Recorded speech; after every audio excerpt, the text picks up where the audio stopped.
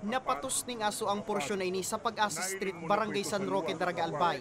Makalis na may magbungkaras na kasulo sa sarong residensya digdi alas 5 ning hapong kasudma. Tulos man na nakaresponde sa insidente ang personalis kang Daraga Fire Station. Sa kusog kang kalayo, itinaas na ini sa ikaduwang alarma. Nagtabang man sa pagpuo kang kalayo ang Kamalig BFP, asin Legazpi City Fire Station. Maging ang Chinese volunteers ang nagtabang naman.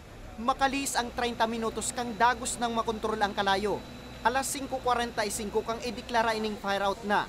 Sigun kay Fire Senior Inspector Amor Lagelles, ang Fire Marshal kan BFP Daraga, maswerte sana na nakaluwas man tulos ang apat na tagarong kan magkarabang sa indang residensya.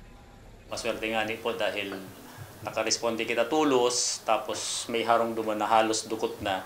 So naprotektaran taman siya sa paagi kang susamoyang cover exposure method, so dahil siya nadamay.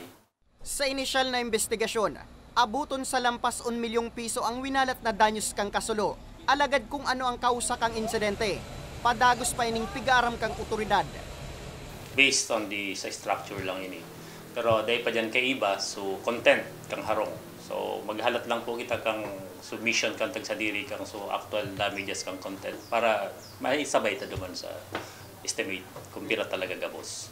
Ongoing pan sa tuyang investigation o yawan mo niyan duman so yung mga fire investigators duman sa area. Sa datos kang BFP Daraga, ini ang primerong kasulo na naitala nin Dangunya na bulan kung saan pigo-obserbar man ang Fire Prevention Month, asin ikaapat na kasulo na naikurit sa banwaan sa primerong kwarto kang taong 2024. Para sa mga baretang Tatak Bicol, Nomer Corporal